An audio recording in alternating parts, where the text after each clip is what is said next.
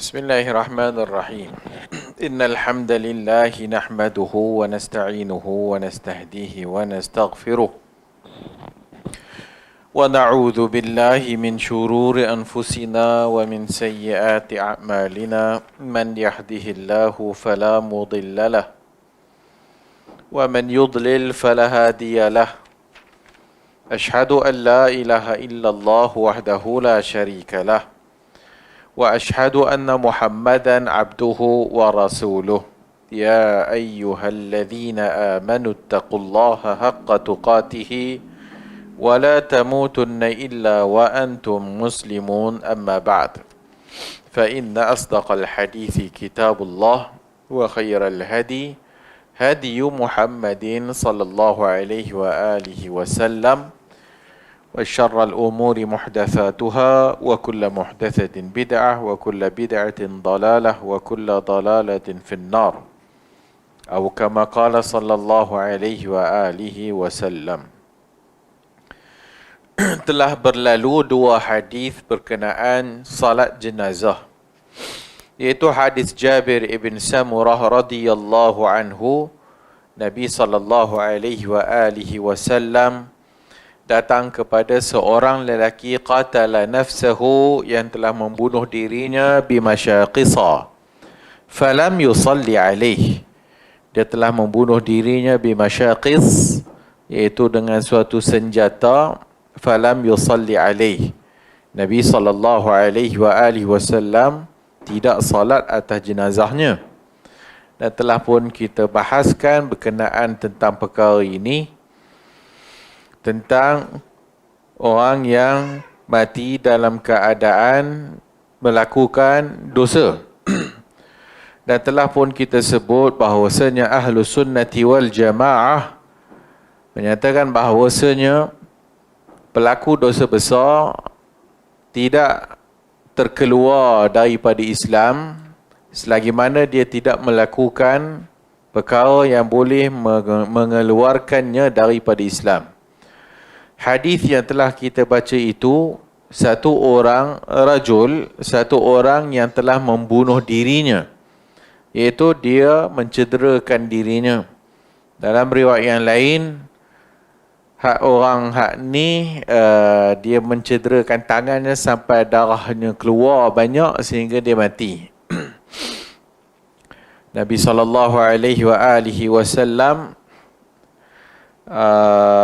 mendoakannya. Wallahu a'lam, adakah orang yang sama ataupun yang berbeza, wallahu a'lam. Tetapi dalam hadis Muslim, satu orang yang telah melakukan benda yang sama, iaitu dia menggunakan masyaqis. Masyaqis ni alat senjata macam tombak ke tajam, macam anak panah tapi dia tajam dan tak kira lah, tapi dia mencederakan bahagian tangannya. Seorang sahabi bermimpi bahawasanya dia itu dalam syurga dalam keadaan elok, sehingga dia bertanya dalam mimpinya itu, apa yang Tuhanmu telah lakukan kepadamu? Dia kata, Allah Subhanahu wa ta'ala telah mengampunkan dosanya. Dengan apa? Dengan dia berhijrah kepada Rasulullah sallallahu alaihi wasallam. Iaitu satu orang yang berhijrah kepada Nabi sallallahu alaihi wasallam sampai dekat Madinah, dia dalam keadaan tak mungkin tak berapa sesuai ke cuaca dan sebagainya. Maka dia jatuh sakit. Maka bila dia jatuh sakit, maka dia cederakan bahagian tangannya itu sehingga darah keluar sampai dia mati. Tapi apabila seorang sahabat, aku tak silap saya nama dia Qais, nama sahabi itu, maka dia bermimpi tentang orang yang sama ni, iaitu orang yang berhijrah kepada Nabi SAW. Dia mimpi kawan ni elok keadaannya dan dia nampak tangannya itu berbalut. Dia cerita mimpi itu kepada Rasulullah sallallahu alaihi wasallam. Kemudian Nabi kata, Nabi doakan dia, Allahumma, ya Allah, ampunkan dosanya dan juga tangannya. Ampunkan dosanya dan kedua tangannya. Waliyadaihi faghfirli. Para ulama ambil hadis tu lebih kurang sama macam hadisul bab. Maka para ulama menyatakan bahawasanya dalil menunjukkan bahawasanya pelaku dosa besar menurut ahli sunnah wal jamaah keadaannya itu diserahkan kepada Allah Subhanahu wa ta'ala. Apabila Allah Ta'ala ingin mengazabnya atas dosa yang dia lakukan, itu hak Allah. Apabila Allah Ta'ala nak mengampunkannya, itu juga hak Allah Azza wa Jalla. Dan kalau sekiranya dia itu diazab oleh Allah Subhanahu wa ta'ala, maka dia tidak akan kekal dalam neraka Allah kerana ada iman kepada Allah Subhanahu wa ta'ala. Dalam hadis, satu orang yang berhijrah ni, dia bunuh diri, tetapi dalam mimpi sahabi ni tadi, maka dia bertanya dalam mimpi ni itu, atas apa Allah Ta'ala ampunkan dosa dia? Maka dia jawab, kerana dia berhijrah kepada Rasulullah sallallahu alaihi wasallam. Dan apabila diceritakan kepada Nabi pada keesokan harinya, Nabi mendoakan dia, menunjukkan kawan ni tadi melakukan dosa, iaitu membunuh diri, tetapi Allah Subhanahu wa ta'ala mengampunkan dosanya itu dengan hijrah yang dia lakukan. Oleh kerana hadis itu, maka macam kita sebutkan tadi, maka para ulama ahli sunnah menyatakan demikian, iaitu kita tidak menjazamkan pelaku dosa besar. Dan itulah yang disebut oleh Al-Imam Syafi'i rahimahullah, Imam Ahmad ibn Hanbal, ulama-ulama salaf, sehinggalah kepada kita pada hari ini. Maka begitulah akidah ahli sunnah wal jamaah, satu akidah yang begitu rahmat sekali. Kita tidak mengambil keputusan, bahkan kata Al-Imam Syafi'i rahimahullah, aku tidak mengkafirkan pelaku dosa besar, adapun aku mewakilkan atau aku menyerahkannya kepada Allah Subhanahu wa ta'ala. Kata Al-Imam Syafi'i rahimahullahu ta'ala anhu. Sebab tu kita doakan orang yang mati ni, apa jua keadaannya, Allahumma ighfir lahu warhamhu. Sebab itu hadis yang kita bacakan ini khilaf di kalangan ulama, sehingga berkenaan adakah disalatkan jenazahnya ataupun tidak, ulama bahas juga. Adakah Nabi tidak salat atas jenazahnya itu? Sebagai riwayat menunjukkan seolah-olah Nabi salat atas jenazahnya. Dalam hadisul bab, Nabi tidak salatkan, tetapi Nabi kata kepada para sahabat yang lain, maka salatlah atas jenazahnya. Maka itu semua telah kita bahaskan, dan itu yang kita nak ulang supaya kita melekat dalam kepala otak kita ni akidah ahli sunnah wal jamaah. Jangan jangan memudahkan menyebutkan macam kes 2-3 hari ini confirm masuk neraka dan sebagainya. Kita menyatakan bahawasanya pelaku dosa ia disebut dalam Quran dan disebut dalam hadis, bahawasanya mereka itu walaupun melakukan dosa, tetapi urusannya kepada Allah Subhanahu wa ta'ala. Bukan kita yang menentukan keadaan dia itu dalam neraka ataupun tak. Itu adalah kerja Allah. Satu orang perempuan pelacur yang memberi minum anjing, hadis kata masuk syurga. Satu orang mukminah yang membela kucing dan mengikatnya ataupun mengurungnya dan tidak memberi makan dan minum kepada kucing belaannya itu, maka masuk neraka. Dalam hadis, satu orang yang mati dalam keadaan mengucapkan la ilaha illallah, maka masuk syurga. Ditanya kepada Rasulullah SAW, wa in zana wa in sarak, adakah dia ni kalau dia berzina dan mencuri pun? Nabi kata, wa in zana wa in sarak, walau dia berzina, walau dia mencuri.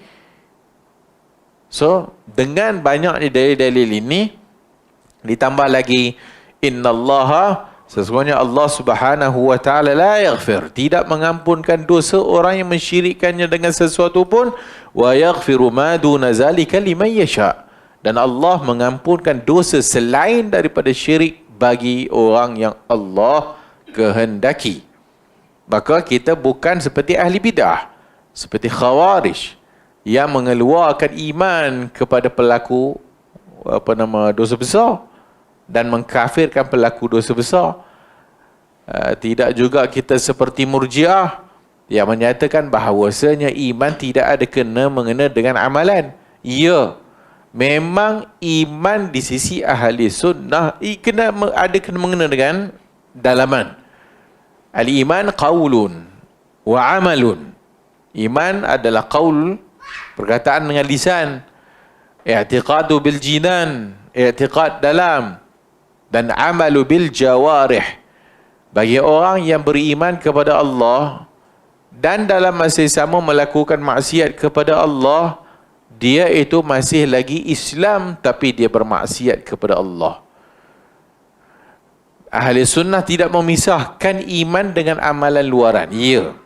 Tetapi ahli sunnah menyatakan orang yang melakukan maksiat, dia beriman, maka dia tidak sempurna iman. Dan dia Muslim selagi mana dia tidak melakukan perkara yang menyebabkan dia murtad. Tetapi dia Muslim asi. Dia Muslim yang bermaksiat kepada Allah. Dan dia berdosa atas maksiat yang dia lakukan. Dalam kes beberapa yang kita tengok 2-3 hari yang berlaku, kita dah menyatakan bahawasanya ahli sunnah dalam bab iman ataupun dalam amalan ketaatan dia ada darajat.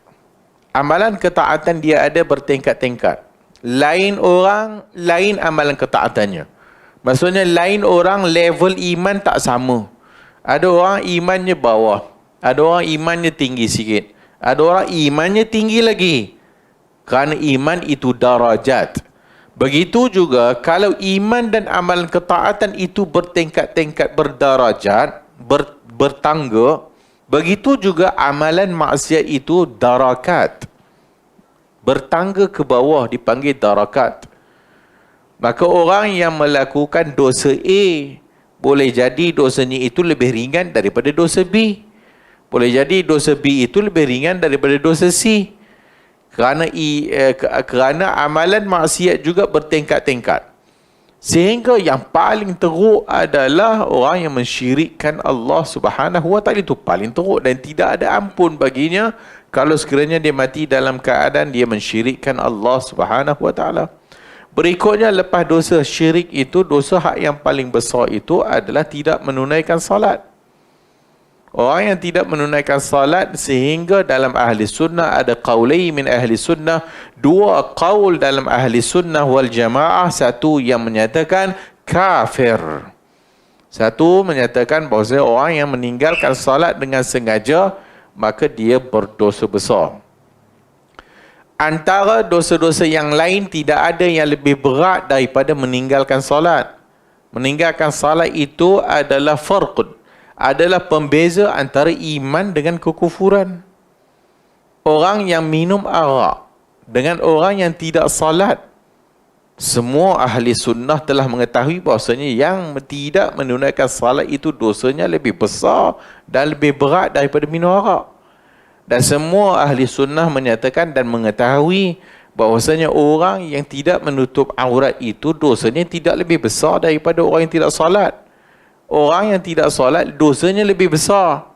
Walaupun disebut dalam hadis ariyat, kasiyat, walaupun disebut dalam hadis perempuan yang tidak menutup aurat dan sebagainya, tidak lebih besar daripada orang yang meninggalkan solat.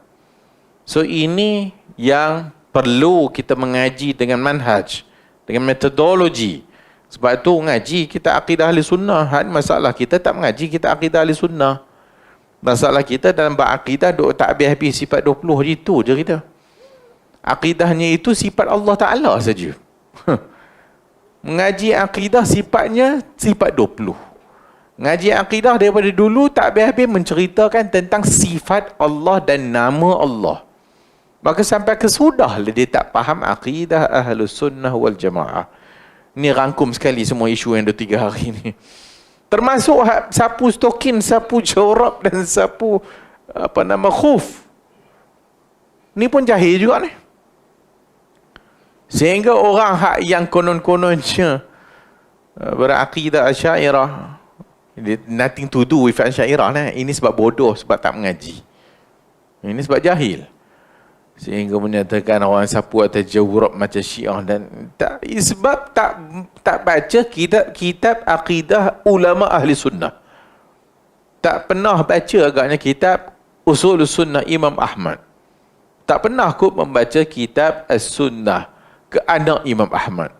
Tak pernah kot membaca kitab Sunnah Libni Abi Asim. Tak pernah kot membaca kitab Sunnah oleh Al-Imam Al-Humaidi. Mungkin tak lalu kitab Tauhid dalam Al-Bukhari. Mungkin tak lalu bab-bab akidah dalam Sahih Muslim. Mungkin tak pernah tengok kitab kepada Usul I'tiqad Ahli Sunnah Al-Lalakai. Mungkin tak pernah tengok kitab Aqidah Ahli Sunnah yang lain-lain.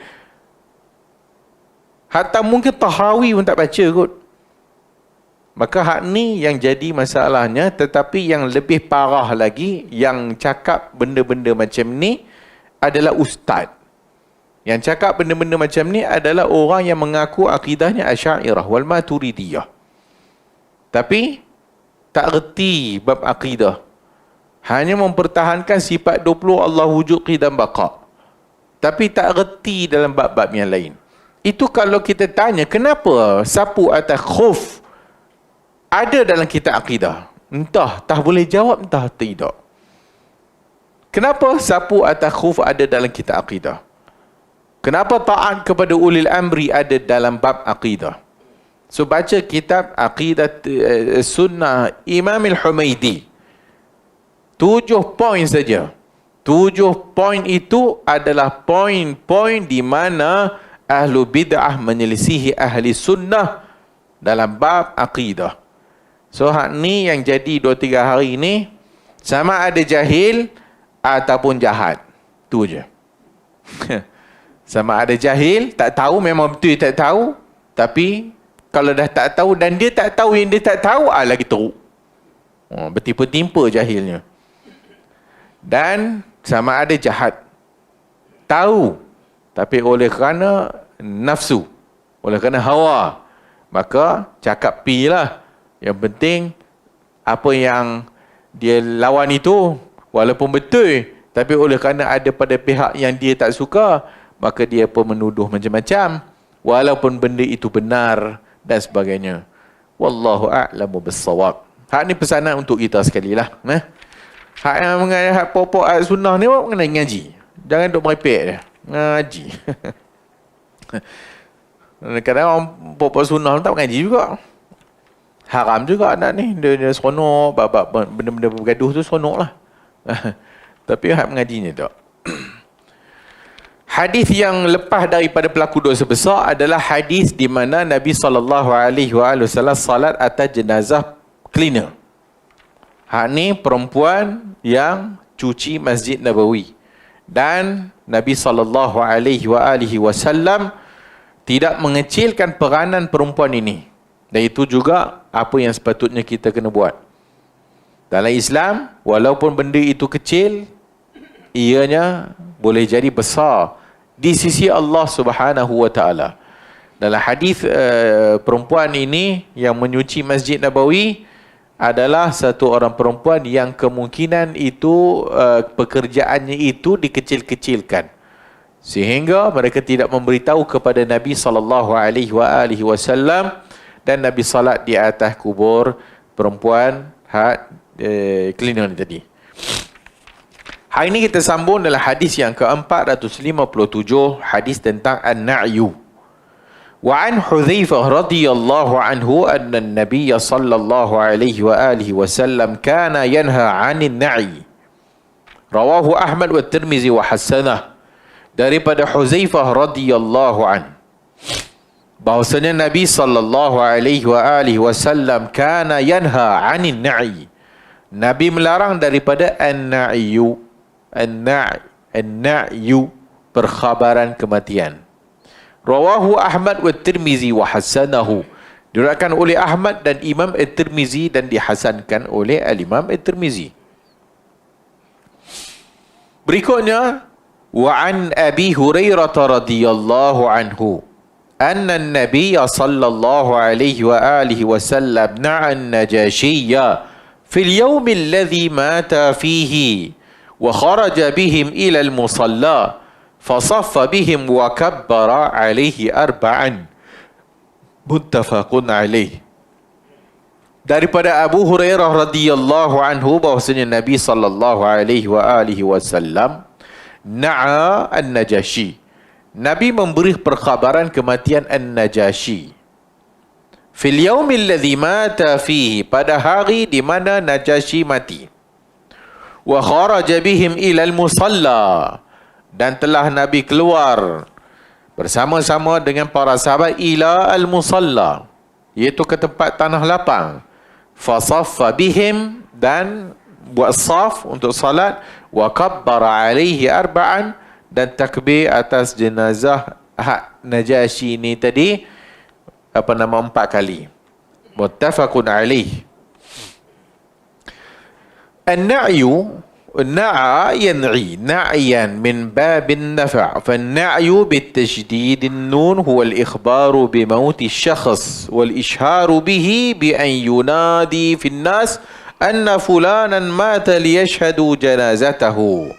Apa makna na'yu? Na'yu itu adalah al-ikhbar bi mautin asy-syakhs, iaitu perkhabaran kematian seseorang. Na'yu itu adalah perkhabaran kematian seseorang, wal ishharu bihi, iaitu dan memasyhurkan, maksudnya manggil orang untuk ataupun memberitahu orang, bi ayunada finnas, untuk orang memanggil orang, anna fulanan mata, dia dah meninggal, kawan ni dah meninggal, mata liyashhadu janazatahu, untuk mereka itu yashhadu janazatahu, untuk mereka saksikanlah jenazahnya. Itu an-na'yu. An-Najashi dalam hadis adalah raja yang namanya itu Ashamah.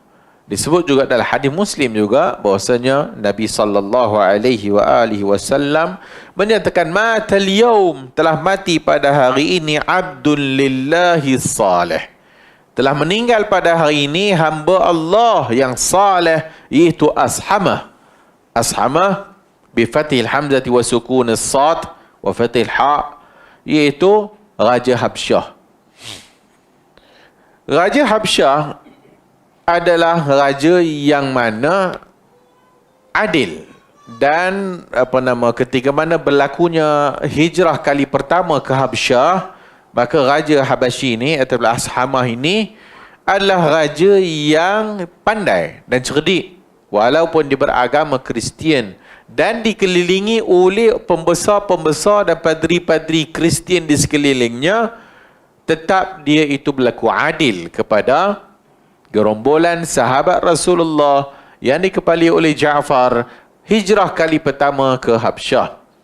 Dan apabila puak-puak kafir musyrikun Quraisy meminta kepada Ashamah, iaitu Najashi, untuk memulangkan mereka ini ke Mekah, maka Najashi dengan cerdik sekali memanggil kepada grup orang Islam ni tadi berhijrah ke Habsyah ni, dan bertanya tentang apa isu yang berlaku. Dan apabila telah berlaku dialog antara orang Islam dengan Najashi, dan menyebabkan Najashi melihat tidak ada keperluan untuk diberi ataupun untuk dipulangkan orang Islam yang telah pun berhijrah ni, maka dia boleh hidup kekal dengan aman di negeri Habsyah. So ini Ashamah, iaitu Raja Al-Habsyah ni. Apabila dia meninggal, oleh kerana dia meninggal dalam keadaan tidak ada di sekelilingnya orang yang memeluk Islam, bahkan dia yang memeluk Islam, setelah dia mendengar kalam Allah, dia mendengar Al-Quran yang dibacakan oleh para sahabat Nabi tentang Maryam dan sebagainya, maka menyebabkan dia akhirnya melihat kebenaran itu ada pada hak yang dibawa oleh Nabi Muhammad sallallahu alaihi wasallam, dan dia masuk Islam dalam keadaan senyap-senyap. Sebab ialah walaupun raja ni kadang-kadang dia raja, sekadar raja, Tapi raja tu sendiri kadang-kadang dia terbelenggu ataupun terikat dengan orang-orang kiri kanan itulah. Yang kiri kanan ni, pembesar-pembesar ni dah tentulah agama Kristian dan pembesar-pembesar agama Kristian. Menyebabkan mungkin dia tak berani kot untuk menzahirkan keislamannya. Walau bagaimanapun, wahyu sampai kepada Nabi SAW menyatakan bahawasanya Najasyi telah meninggal, dan juga wahyu menyampaikan kepada Nabi kita Muhammad SAW bahawasanya dia telah Islam. Sebab itu Nabi SAW menyatakan, memberitahu dan memberikan perkhabaran, telah pun meninggal pada hari ini akhikum, iaitu Ashamah. Dan Nabi SAW dalam riwayat juga, riwayat Imam Muslim, maka Nabi SAW menyuruh kepada mereka itu, istaghfiru li akhikum, mohonlah keampunan kepada Allah untuk saudara-saudara kamu. Maka ini kisah meninggalnya Raja Habsyah Ashamah, dan Nabi SAW mengkhabarkan berita kematian Ashamah, iaitu Raja Habsyah ni tadi, kepada para sahabat Nabi, dan Nabi perintahkan untuk disolatkan jenazah ghaib. Disolatkan jenazah ghaib. Al-hadis raqam, hadis yang pertama tadi, Hudzaifah, iaitu Nabi melarang daripada an-na'yu, iaitu larangan daripada mengkhabarkan kematian alladhi kana yaf'aluhu ahlul jahiliyah. Yang Nabi larang itu adalah perkhabaran kematian yang dilakukan oleh Arab jahiliyah, min annahu idza mata fihim syarifun, apabila meninggalnya pada mereka itu orang-orang mulia, ba'athu rakiban yunadi fil qabail, maka mereka mengutuskan orang-orang naik kuda, rakiban ataupun naik kenderaan, pergi menjerit-jerit, bagi tahu bahwasanya fulan dah mati, fulan dah mati, fil qabail, fayan'ahu ilaihim, fahadha huwal manhiyu anhul muharram. Maka apa yang dilakukan oleh jahiliyah? Jahiliyah apabila adanya orang mati di zaman mereka, maka mereka naik kuda pergi keliling kampung menjerit-jerit, oi, fulan dah meninggal, fulan dah meninggal. Tu. Fulan dah meninggal, dah menjerit-jerit, panggil yunadi.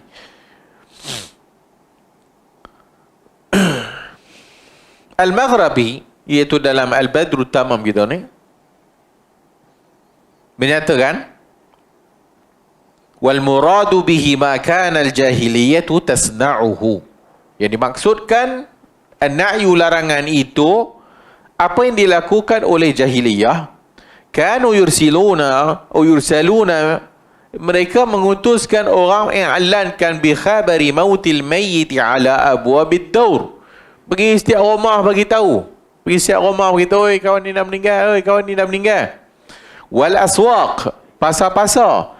Qala Sa'id ibn Mansur akhbarana ibnu Aliyah ibnu Abi Auf atau ibni Auf qalat li Ibrahim, dikata bahasa berkata qalat li Ibrahim, berkata kepada Ibrahim, akanu yakrahun an-na'i, adakah mereka tidak menyukai an-na'i?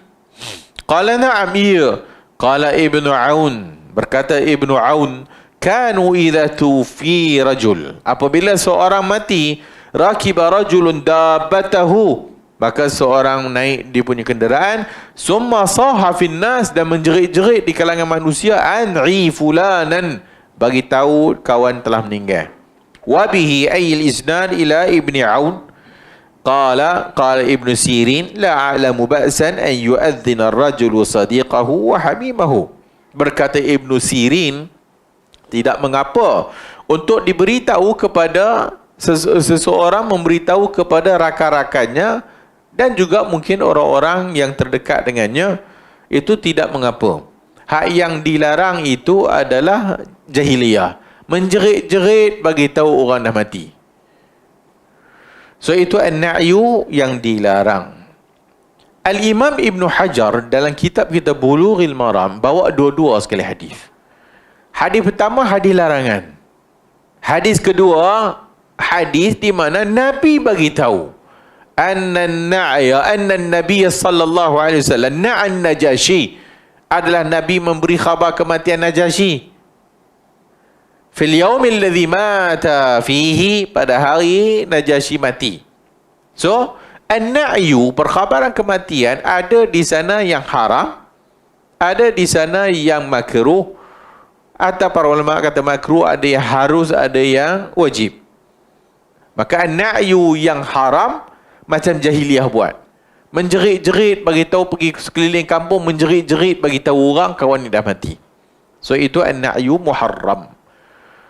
An-na'yu yang wajib, kena bagi tahu kalau sekiranya dah tak ada orang nak menguruskan mayat ni, maka kena bagi tahu orang lah, supaya adanya orang yang boleh menguruskan mayat.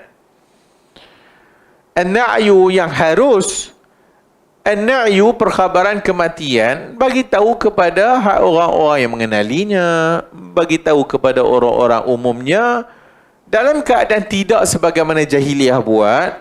Maka beritahu kepada mereka, sama ada bertujuan untuk adanya orang yang boleh menguruskan jenazahnya. Yang berikutnya adalah tujuan an-na'yu adalah untuk orang mai hadir untuk salat atas jenazahnya. An-na'yu lagi yang diharuskan adalah untuk supaya bila kita beritahu kawan fulan ini telah meninggal, supaya orang doakan dia. Allahumma ighfir lahu warhamhu. Doakan kepada si mati. Dan juga an-na'yu yang masuk dalam keharusan adalah an-na'yu bagi tahu mungkin kod-kod si mati ini ada hutang dengan orang ramai. So bila dia ada hutang dengan orang ramai, so kita beritahu dia ni telah meninggal dunia, bertujuan kalau siapa-siapa yang ada hutang lagi yang dia belum bayar, maka hendaklah pergi tuntut kepada waris dia lah. So itu an-na'yu yang diharuskan. An-na'yu yang tak diharuskan yang tadi tu, menjerit, terpekik, terlolong, dan benda yang mungkin kadang-kadang tak memberi faedah. Sehingga para ulama kata an-na'yu muharram, na'yu perkhabaran yang haram adalah sehingga apabila kawan tu mati, kita duk cerita-cerita benda yang elok-elok yang kadang-kadang benda tu dia tak buat pun. Duk bagi tahu kawan ni telah meninggal, oh dia ini apa tu, gini lagi tu, gini. Hanya semua dia tak buat. Maksudnya memuji-muji dalam keadaan melampau, sehingga kadang-kadang sampai peringkat kita bagi tahu benda yang tak betul tentang mayat. Itu an-na'yu yang tak diharuskan dan haram. So itu beza an-na'yu yang tak boleh, an-na'yu yang dibenarkan. Zaman moden sekarang, ada an-na'yu yang tak perlu, ada yang perlu. Apa hukum memberitahu kematian dalam Facebook, dalam Twitter?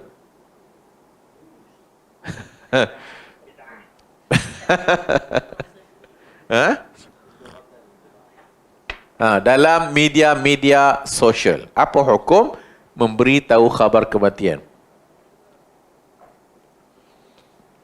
Wallahu a'lam, harus hukumnya. Harus. Dengan tujuan macam kita sebut tadi. Tujuan supaya orang mendoakannya. Dengan tujuan supaya jika ada sekiranya ada hutang dan sebagainya, maka orang tahu dia ini telah pun meninggal. Terutamanya orang-orang yang terkenal. Terutamanya orang-orang yang terkenal. Orang yang terkenal maksudnya capahan kenalan dia itu lagi banyak lah kan. Yang kemungkinan hutang-hutangnya pun lagi banyak lah kot. So hatta ditanya kepada hatta lajnah daimah dan sebagainya, apa hukum bagi tahu perkhabaran kematian dalam Facebook, dan mereka menyatakan harus hukumnya. Dengan tujuan adalah supaya orang yang membacanya doakan, Allahumma ighfir lahu warhamhu. Dan jangan lebih-lebih jangan lebih-lebih. Apa-apa pun hulu memang tak boleh. Jangan hulu melampau. Sehingga tulis macam-macam dalam Facebook, tulislah begini, benda-benda yang Dia tak buat pun, bahkan mungkin fitnah ataupun kadang-kadang macam-macam lah. Sehingga termasuk dalam bab ini adanya kematian orang-orang yang saleh, kita pergi ngutuk ramai-ramai. Orang saleh pergi ngutuk ramai-ramai dan sebagainya, sedangkan kawan itu saleh. Kita pun buat fitnah atas dia. Buat fitnah atas atas mayat ni dan sebagainya. Itu berdosa lah. Hak tu dosa.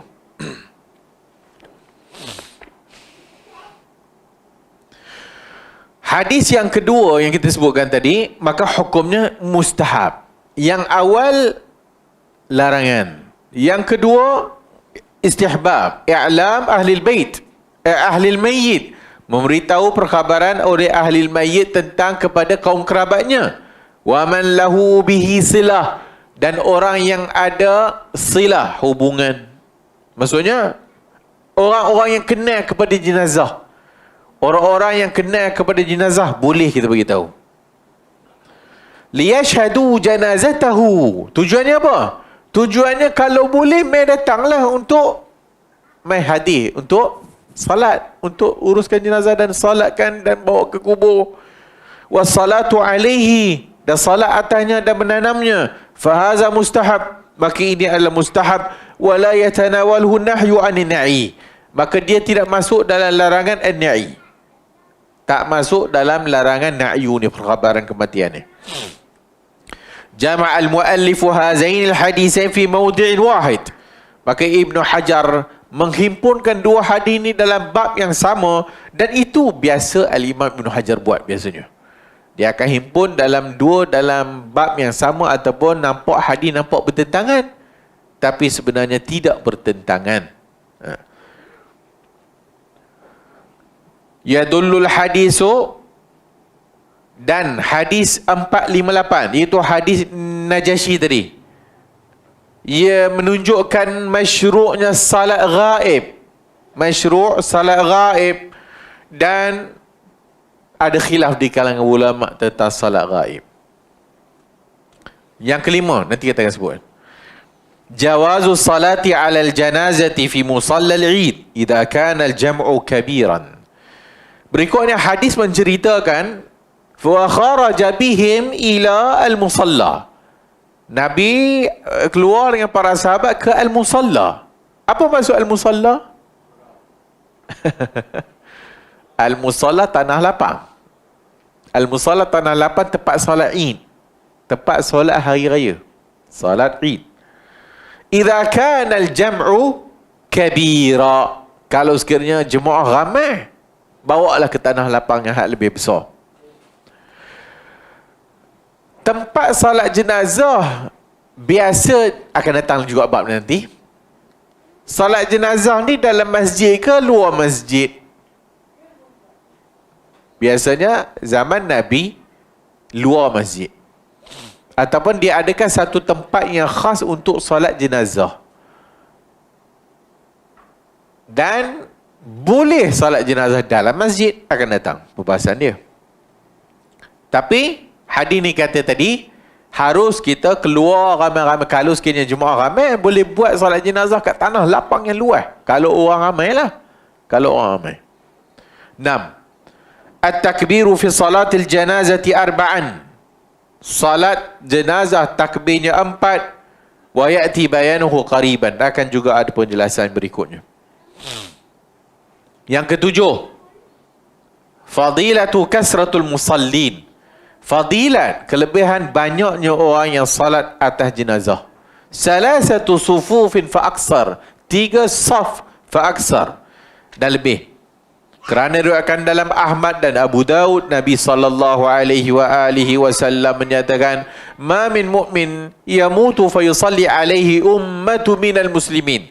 Tidak ada jenazah yang mati yang disalatkan atasnya ummah minal muslimin. Suatu umat di kalangan orang Islam, yablughuna ay yakunu thalathatu sufuf, yang sampai ke 3 saf, illa ghufiralah, melainkan diampunkan baginya. Dan juga akan datang lagi hadis yang akan datang, Imam Ibn Hajar bawa 100 orang yang salatkan jenazah. Yang berikutnya, hadis ini adalah menunjukkan kelebihan Najasyi. Hadis ini menunjukkan kelebihan Najasyi. Wadhalika, yang demikian itu Jibril datang daripada perintah Tuhannya memberitahu kepada Nabi sallallahu alaihi wasallam tentang kematian An-Najasyi. Dan kematian An-Najasyi ini, maka antara hikmahnya lagi, satu itu kedudukan Najasyi lah. Yang kedua, lahir daripada ataupun datang faedah daripada hadis ini tentang salat ghaib. Salat ghaib. Ulama khilaf tentang salat ghaib. Fazahaba Abu Hanifah wa Malik wa atba'uhuma ila annaha la tusyra'. Imam Abu Hanifah dan Malik dan pengikut keduanya itu menyatakan ila annaha, berpendapat la tusyra', tidak disyariatkan. Abu Hanifah, Malik dan pengikut keduanya menyatakan tidak masyru' salat ghaib. Wa jawabuhum ala qissatin Najasyi was salatu alaihi, dan jawab mereka kepada hadis ni, hadis Najasyi was salatu alaihi, dan salat atas jenazah Najasyi ini, anna hazihi min khususiyatin Nabi, ini adalah khususiat untuk Nabi. Maksudnya keistimewaan Nabi saja. Khususiat An-Nabi sallallahu alaihi wasallam. Wa zahaba Syafi'i wa Ahmad. Adapun Imam Syafi'i dan Imam Ahmad dan pengikut keduanya ila annaha masyru'atun, berpendapat masyru'nya salat ghaib berdasarkan dua hadis di dalam sahihain. Wal khususiyatu tahtaju ila dalil. Dan berkata Al-Syafi'i dan Ahmad ni tadi, kalau nak kata khususiat untuk Nabi, kena ada dalil. Kalau nak kata khususiat, kena bawa dalil. Walaysa hunaka dalilun 'alaiha, dan tidak ada di atasnya dalil yang menunjukkan demikian. So ini beberapa pandangan tentang salat ghaib. Satu menyatakan tidak masyru', yang kedua menyatakan masyru'. Abu Hanifah dan Malik kata tadi tidak masyru'. Kenapa dia kata tidak masyru'? Kerana hadis merujuk kepada khususiat untuk Nabi saja. Bagaimana dia faham ini khususiat untuk Nabi? Kerana tidak pernah ada Nabi solat jenazah ghaib atas orang lain. Sebab tak ada Nabi solat ghaib atas jenazah yang lain selain Najasyi. Maka itu dia kata khususiat untuk Nabi saja. Maka dia kata tidak ada salat jenazah ghaib.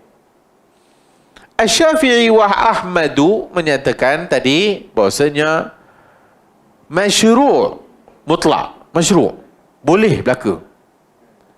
Jenazah boleh salat ghaib. Yang tadi tak boleh, yang ni boleh. Dan dalil tidak menunjukkan khususiah. Dalil tidak menunjukkan, bahkan tidak ada dalil yang menunjukkan ini khas untuk Nabi saja. Tak ada dalil.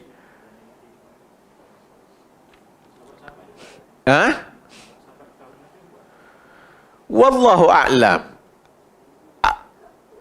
Maksudnya lepas daripada itu. Selepas daripada itu, adakah di sana pernah dilakukan salat jenazah ghaib? Wallahu a'lam. Sebahagian menyatakan ada. Sebahagian menyatakan ada dilakukan berdasarkan beberapa riwayat, tetapi tak banyak lah. Tetapi tak banyak.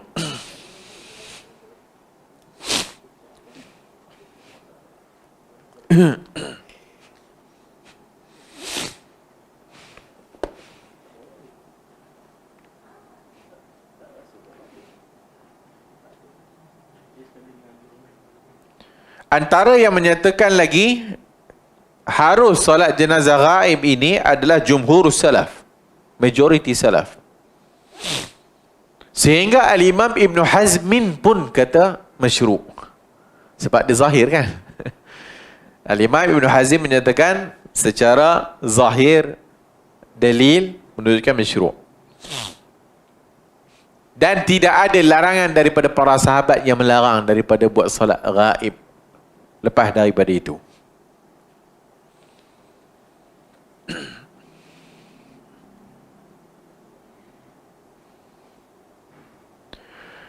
Al-Imam Ibn Taymiyah rahimahullah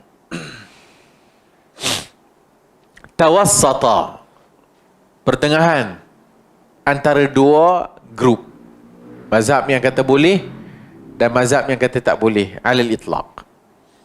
In kana al-ghaibu lam yusalli alaihi misla an-najashi sulli alaihi.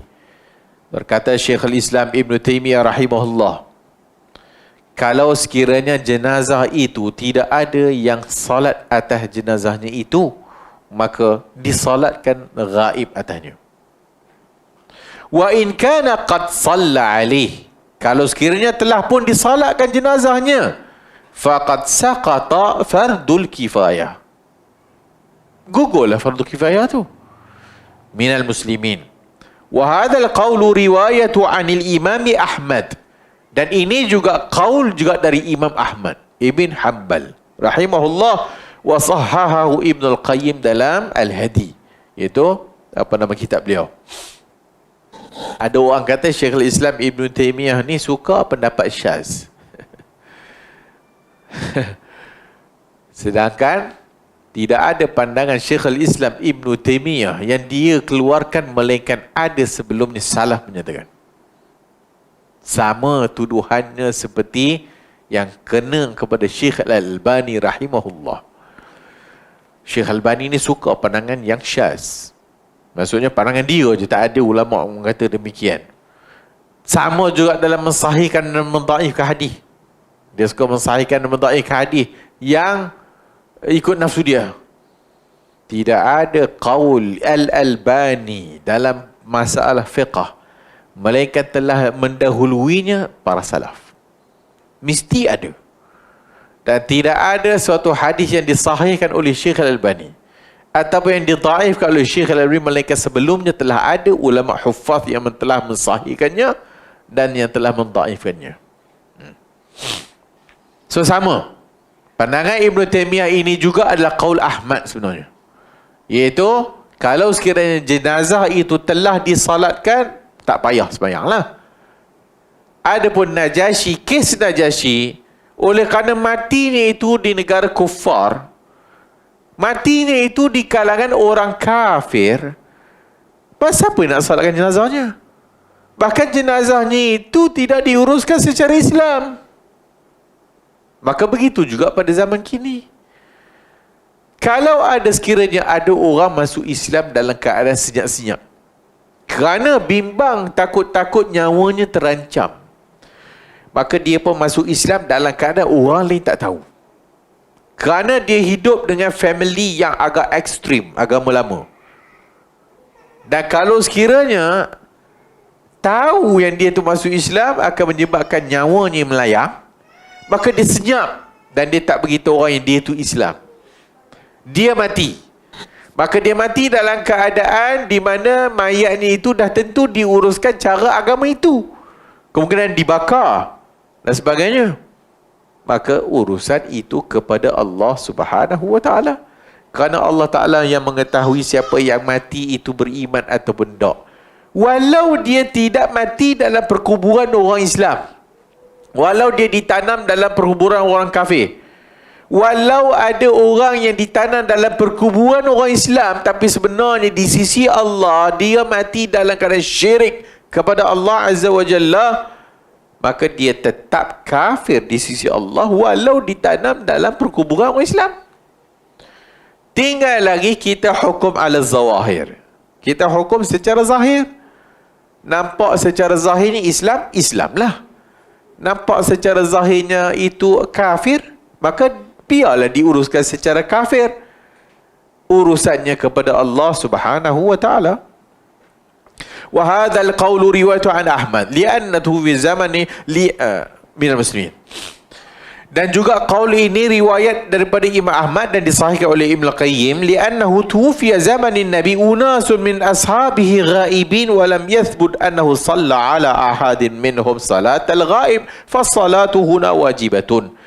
Maka dalam zaman Rasulullah ada sebahagian yang mati, unasun mati min ashabihi ghaibin, dalam keadaan tidak ada kat depan, ghaibin, walam yasbut, dan tidak sabit Nabi salat atas jenazahnya, salat ghaib. fasalatu huna wajibatun. Maka salat dalam kes yang ni wajib. Kalau sekiranya kita tahu jenazahnya itu tidak ada yang memandikan dan menguruskan secara Islam dan tidak disolatkan, kita solat ghaib. Berikutnya, daripada hadis Najasyi juga para ulama bawa keluar bolehnya salat ghaib atas tokoh. Bolehnya salat ghaib atas tokoh masyarakat.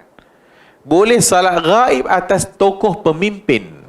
Boleh salat ghaib atas tokoh ulama yang mana dia itu meninggalnya bukan dekat negara kita, tapi sampai berita telah meninggal seorang syekh sekian dan sekian dan ia masyhur dan meninggalnya itu di negara India.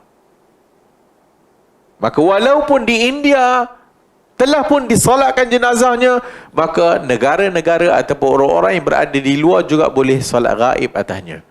Berdasarkan kes Najasyi. Sebab Najasyi raja. Najasyi orang besar.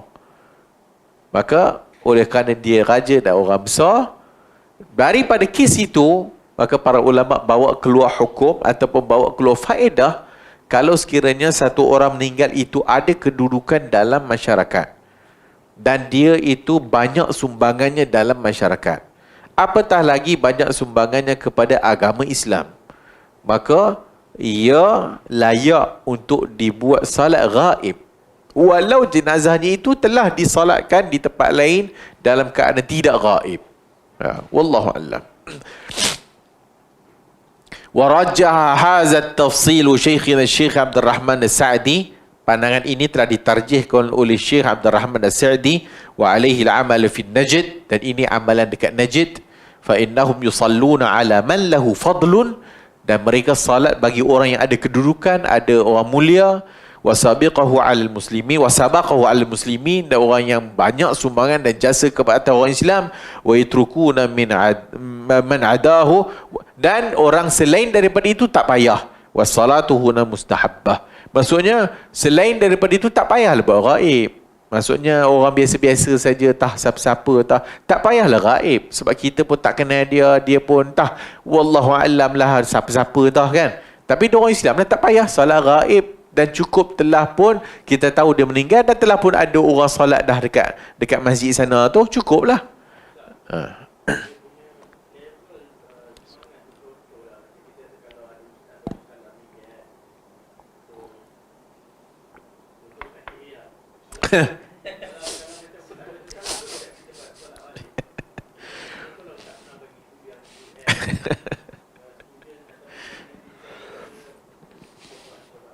Ya, boleh.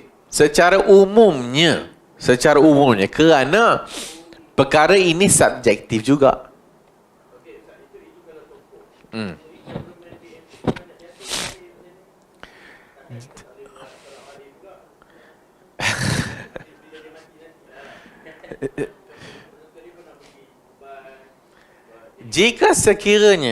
Jika sekiranya hak orang-orang yang ada sekeliling dia yang mengenalinya dan mengenali sumbangannya dan mereka tidak berada di sini, maka mereka pun buat salat ghaib dekat sana.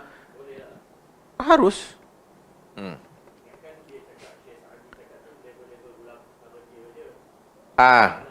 Sebab yang mana ada kedudukan lah.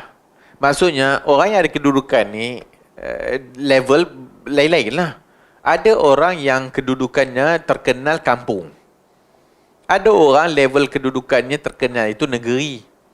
Ada orang level terkenalnya itu negara. Apa dia? Kemungkinan. Tapi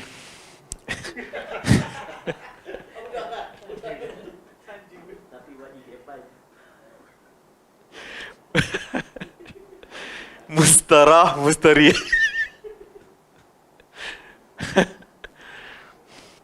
Hak ni kalau dia terkenal dengan bid'ah, kalau dia terkenal dengan ahlul bid'ah, tak. Kalau dia terkenal dengan banyak benda yang disampaikan itu menyeleweng, banyak benda yang menyesatkan, tak, no. Hatta orang yang ada pengaruh pun tidak solatkan jenazahnya. Atau orang yang ada pengaruh pun tidak solat atas jenazah orang yang seperti kalau sekiranya dia itu memang menyebarkan bid'ah dan sebagainya lah. Ini ahli bid'ah. Maka masuk dalam hadis yang telah kita sebut tadilah. Hadis yang telah lalu, iaitu orang yang bunuh diri dan sebagainya. Wallahu a'lam. Macam kita sebut tadi, so ada orang yang terkenal level antarabangsa. So kalau dia terkenal kampung, maksud kampung tu je yang kenal dan sumbangan dia kepada kampung itu dan orang kampung sebelah pun kenal, okey lah, no problem. So tahap tara tu lah, maksudnya tara kampung tu, jangan kampung Manjui itu tiba-tiba satu Malaysia solat, tak lah. Dan sebab orang tak kenal pun, orang yang kenal orang kampung lah. Lain kalau dia ulama antarabangsa yang memang kutub-kutub kitab-kitabnya, fatwa-fatwanya dirujuk antarabangsa dan sebagainya, min ahli sunnah, dan satu dunia lah.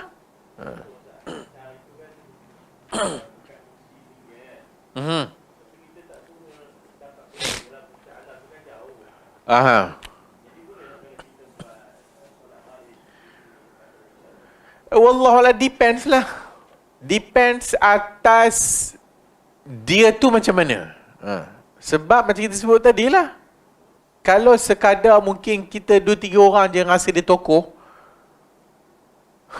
seluruh umat Malaysia tak rasa dia tokoh, kira dak lah. Kira dak lah. Tak payahlah. Maksudnya, telah pun ada orang yang solat, udahlah. Cukuplah. Maksudnya kita tak luaskan juga bab ni. Kita tak luaskan juga. So maksudnya biar tokoh itu kalau ia yang memang ada sumbangan yang besar dan banyak orang yang mengambil istifadah daripadanya dan sebagainya, tokoh ahli sunnah umpamanya, maka itu okey lah.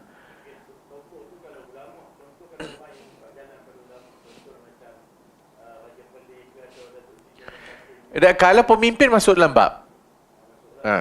Kalau pemimpin negara umpamanya, MB, Menteri Besar. Ya, kalau dia tak jadi, tapi orang masih mengenalinya, orang tahu, oh dia ni bekas ni, semua orang mengiktirafnya. So, tak ada masalah untuk gaib. Dan tidak kepada orang yang biasa-biasa, tak payahlah. Nanti jadi macam kat masjid dekat Gombak. Dalam satu, tak nak cakap. Dulu tak ada orang buat. Bila ada 1, 2, 3 yang start, dia mula. Kita pun start setiap hari, setiap kali Jumaat. Dulu tak ada. Dulu ada orang tahu satu kertas kat imam lah. Minta mohon jasa baik imam untuk solatkan jenazah atas tok saya yang meninggal minggu lepas. Imam pun tak kenal siapa tok engkau. Orang hak masjid tu tak kenal tok engkau siapa. So tiba-tiba dia bagi supaya buat salat ghaib lepas Jumaat dekat masjid tu, kat Gombak tu. Okey, orang dah start lah. Minggu depan mungkin tak ada, tapi minggu yang berikutnya, jom bagi. Sebab itu ada orang bagi bagi tu imam. Boleh dia pun bagi. So minggu ketiga ada, minggu keempat bertambah ada, minggu kelima 2 jenazah. Minggu berikut, sudahnya setiap minggu lepas Jumaat ada salat ghaib. Lepas Jumaat dia buat macam Masjid Haram lah. Tak ada ghaib. Ghaib itu siapa? Tok nenek dia, tok nenek student ni, tok nenek lecturer ni, mak imam, nenek timbalan dekan, adik makcik kantin. Oleh kerana dah ada orang start, maka dia setiap minggu ada permintaan untuk salat ghaib lepas Jumaat. Maka hak ni no. Ini dah jadi bid'ah baru. Setiap Jumaat ghaib, siapa entah. So, walaupun mazhab Syafi'i menyatakan boleh berdasarkan hadis Najasyi, tapi pandangan yang lebih arjah, lebih rajih, jangan melampau, iaitu pandangan yang ketiga.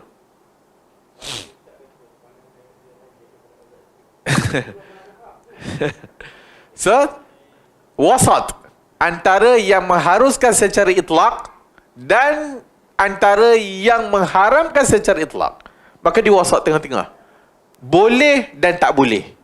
Boleh kalau sekiranya tidak ada orang yang menguruskan jenazahnya. Contoh, telah berlaku tsunami di negeri Indonesia yang lepas. Yang matinya entah beribu-ribu orang meninggal. Dan sudah tentulah yang diuruskan itu taklah mampu nak uruskan secara Islam. Sebab tak tahu pun dah, tak ada rupa dah mayat ni. Dan ramai. Mereka habis semua bubuhnya dalam satu lahat. Tak ada. Maka hari ni kita buat gaib. Kenapa? Kerana adanya jenazah orang Islam yang tidak disolatkan. Sama juga yang kes-kes yang seumpama inilah. Mati terempah dekat pergunungan mana entah. Tak jumpa. Ataupun hak kawan kita, haknya maybe ada rakyat Malaysia yang pergi Everest contoh. Kan? Dia pergi Everest hilang entah ke mana, dah tak jumpa dah. Dah memang dah tak jumpa, dipanggil mafqud, hilang.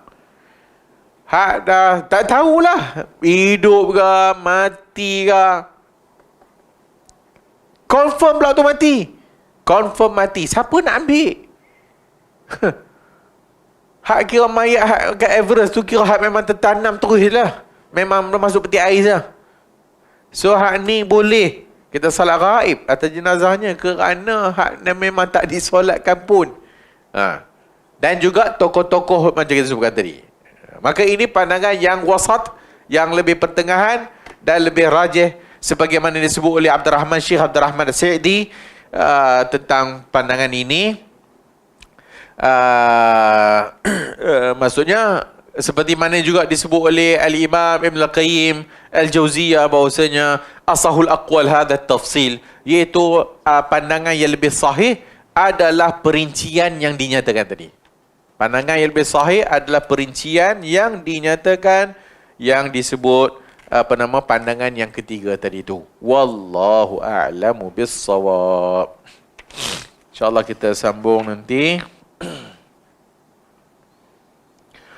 Iaitu hadis tentang orang yang salat atasnya itu oleh 40 orang. Maka dia akan